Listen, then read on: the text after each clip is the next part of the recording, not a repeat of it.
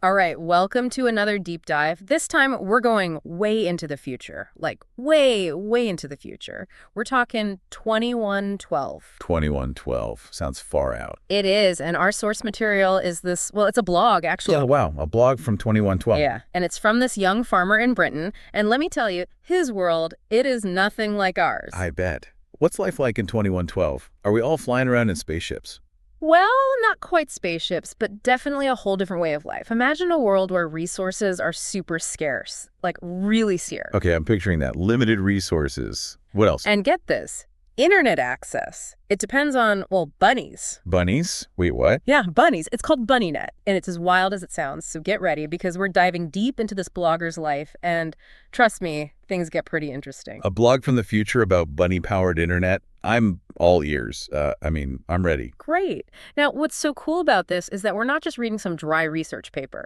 This is a first-hand account of life in 2112, straight from the source. Oh, I see. So it's like a window into how people are living, how they're adapting to these huge changes. Exactly. And it gets pretty deep. He talks about the challenges of living in a world with limited resources and the compromises they have to make, and even some pretty, well, intense ethical dilemmas. Ooh, that's intriguing. Ethical dilemmas, you say? Yeah, just wait until we get to the part about bunny stew. Hold on. Bunny stew. As in eating the bunnies that power the internet. You got it. It's Yeah. a whole thing. But before we get ahead of ourselves, let's start with the basics. What exactly is this BunnyNet and how does it work? Imagine a world where your high-speed internet connection relies on these cute, fluffy bunnies. Okay, that sounds adorable, but also a bit bizarre. I mean, how can bunnies power the internet? Right. It's wild, isn't it? But when you really dig into the blog, you see it's a lot more complex than just cute bunnies hopping around. This guy, the blogger, he really struggles with relying on these animals for something as basic as, connecting to the world. I can see how that would be tricky. It's like, how much are we willing to rely on animals, even for essential things? Yeah. Especially if it means, maybe having to eat them sometimes. Yeah, and it's not just about eating them. He even talks about having to, cull the rabbit population every now and then. Apparently, if there are too many bunnies, it messes with the internet signal. Wow, so it's not all sunshine and roses with this BunnyNet. Sounds like there's a lot of responsibility that comes with it. Absolutely. And that guilt, it really comes through when he talks about eating bunny stew. It's not just about, being a meat eater. It's about knowing that he's consuming the very creatures that keep him connected to everything. So it's like this weird disconnect between the convenience of having the internet and then the messy reality of what it takes to maintain that connection. It is. It makes you think about all the hidden costs of our modern conveniences. We enjoy all these amazing technologies, but we don't always see the full picture of how they work and what it takes to keep them going. It's like we're kind of shielded from the realities, right? Out of sight, out of mind. Exactly. Or in this case, maybe it's more like out of sight, on my plate. Which, kind of makes you think, how did we even get to this point where bunnies are powering the internet? That's a good question. The blog doesn't really dive into the technical nitty-gritty of how it works, does it? Not really, no. He just talks about these, bunny burrows being all over the place, and somehow that's what makes the internet work. I guess in 2112, the internet is literally underground. Crazy. But it does make you think, maybe in a future where resources are so scarce, we'll have to turn to nature for solutions in ways we can't even imagine now. Yeah, and it's not just about the internet, right? The scarcity of resources has impacted everything in his world, like how they produce energy, how they farm, literally everything. Oh, for sure. He mentions how land is super precious, like every inch of it matters. And that brings us to this whole other concept, cluster farms. Have you heard of those? Cluster farms? I don't think so. So picture this. You're looking down from a hot air balloon. And what you see are these intricate patterns, like a giant patchwork quilt all over the landscape. Okay, I'm picturing it, a giant patchwork quilt. Interesting. Each patch in that quilt is a tiny farm packed with all sorts of tech, solar panels, mini water systems, and of course, its very own bunny burrow for the internet. Wow, so it's like they've had to squeeze every bit of efficiency out of every piece of land. Exactly. And it's all carefully planned out to, make the most of the resources they have and meet the community's needs. They've had to completely rethink how they farm and even how they think about owning land. Makes sense in a world where every resource is precious. But here's the thing. The blogger, he's not exactly thrilled with this whole cluster farm thing. He talks about how it feels kind of sterile. Sterile. How so? Like, it's efficient and all, but it lacks that, I don't know, that messy charm of the old-fashioned farms.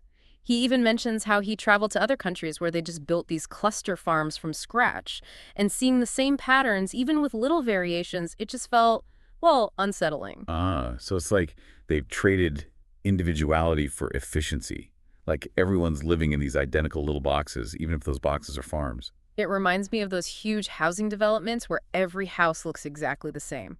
Like, sure, it's efficient to build them that way, but does it really create a sense of community or belonging? That's a great point.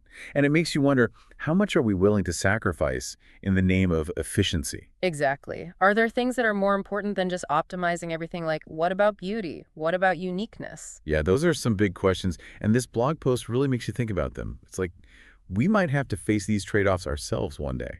And speaking of trade-offs, there's another part of the blog that really hit me.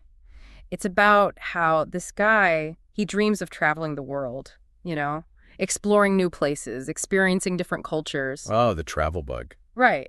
But he can't afford it. Mhm. In his world, travel has become a luxury. Like, most people can't even dream of hopping on an airship and jetting off to some far-off land.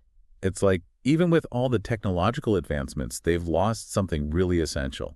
The freedom to move around, to explore. Yeah, and it makes you wonder, what other freedoms might we have to give up in the future? What choices will we be forced to make when resources become even more limited than they are now? It's a sobering thought, isn't It it? is. But that's what I find so fascinating about these deep dives. It's not just about exploring some wacky future scenario. It's about understanding the choices we're making today and how they might shape the world we'll live in tomorrow. I'm with you on that. It's like a mirror reflecting back at us, showing us where we might be headed and prompting us to think about what we really value. All right, so we've talked about bunny-powered internet, we've touched on cluster farms, and we've even hinted at the ethical quandaries of eating your Wi-Fi. But there's a whole other layer to this blog that we need to unpack, a layer that gets to the heart of our relationship with these bunnies, not just as internet providers, but as, well, food. This is getting interesting. I'm ready to dig deeper into this bunny business. Okay, so we're back, and we're diving deeper into this world of 2112, where the internet runs on bunnies. And it gets kind of heavy, doesn't it? Because we're not just talking about technology here, we're talking about a whole ethical dilemma. It is, yeah. Yeah. I mean, think about it. This blogger, he knows that culling the rabbit population, it's essential. Right? For the internet to work. Exactly. But he still feels this, like this guilt. Yeah. He's basically depending on these animals to, live his life, to be connected to the world. But then he's also got to, well, eat them. That's got to weigh on you, right? Yeah. Especially when he talks about how much his father, who remembers life before BunnyNet, really resents this whole thing. Oh, yeah. He mentions how his dad sees it as this, like, loss of something important. Like humanity had to give something up, compromise its values or something just to survive. Right, exactly. But for our blogger, this is just normal. He's always lived in this world where bunnies are, like, part of the infrastructure. It's like what one generation sees as, progress, another generation might see as a step backward.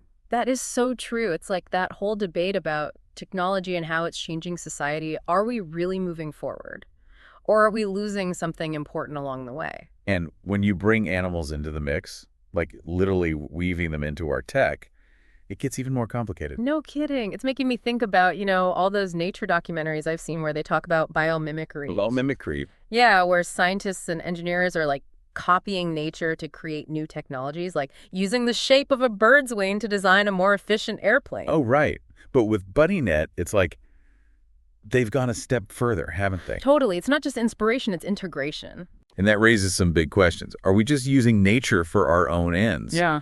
Or can we find a way to, really coexist, maybe even collaborate with the natural world? Such a good point. Okay, so let's get back to our blogger and his bunny stew. He actually talks about how he tries to use every part of the rabbit, Oh, yeah, he mentions that. like the fur for clothes and the bones for tools. It's like he's trying to make sure nothing goes to waste. And maybe, I don't know, it's a way of showing respect for the animals, for their sacrifice. It's interesting, right? Because it seems like this resourcefulness, it's not just out of necessity. It's like a core value in this future society. They've learned to be so mindful of what they use and how they use it. Yeah. It makes you wonder if we could learn something from that, even if we're not facing the same kind of scarcity they are. Absolutely. Like maybe sustainability isn't just about technology. Maybe it's also about a shift in mindset, Yeah. like really understanding that we're all connected humans and nature. So true. Okay, there's this other part in the blog that I wanted to bring up. It's about how he reads these like old Old blogs, blogs from when? like from our time, the 20th century. And get this, they're all just text. Wait, just text, no videos, no images? Nope, just words on a screen. And he talks about how weird it feels to communicate that way. Really? Yeah, it's like in his world, communication is so much more immersive, so interactive.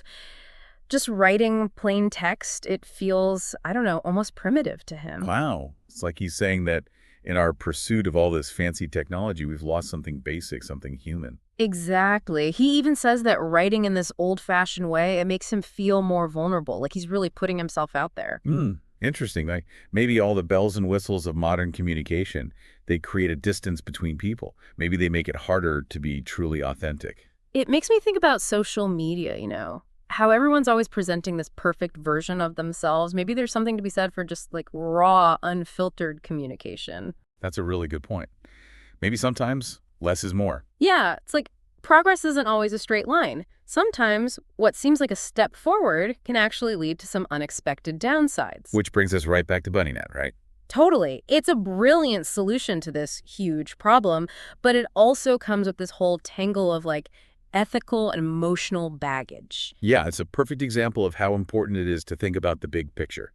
Not just the technology itself, but also, like, what does it mean for society? What are the trade-offs? Are there unintended consequences? And ultimately, are we creating a world that's good for both humans and the planet? Exactly. Because, let's be honest, we don't want to end up in a future where we have to eat our internet no matter how cute and fluffy it is. Okay, so we've covered a lot of ground here. We've talked about how BunnyNet works, the whole resource scarcity situation, even the ethics of it all. But there's one more thing I want to touch on before we wrap up. It's about how this blogger, he feels so connected to his farm, to the land, even with all its limitations. It's like, even in this super high-tech future, there's still this deep human need for a sense of place, a connection to the earth. And I think that's a perfect segue into our final part, where we'll explore how this future society views their relationship with the environment. And maybe, just maybe, we'll find some clues about how we can build a better future for ourselves right here in the present. Okay, so we're back and wrapping up our deep dive into 2112, where bunnies are the internet. We've covered so much, like how it all works and how they deal with limited resources. But there's this one part of the blog, I keep thinking about it. Yeah, which part? Well, he talks about looking out over his farm, with all those fields and burrows. And it's like he sees this perfect order. But, and here's the thing, it also makes him feel trapped. Huh, that's interesting. So it's efficient, but it's not exactly freeing. Exactly. He appreciates how well it all works, but he also wishes he could break out of those patterns, explore the world, see what's beyond his little farm. I get that. It's kind of like that feeling you get sometimes, when you're stuck in a routine. You crave something new, something different. Totally. And he even mentions how in the past, people could just hop on airships and travel all over the place. But now, that kind of travel, it's a luxury most people can't afford. It makes you think, doesn't it? Yeah. Like, maybe in trying to create a more sustainable future, we could end up losing some of the freedoms we have now. Yeah, it's like, what are we willing to give up? And is it worth it?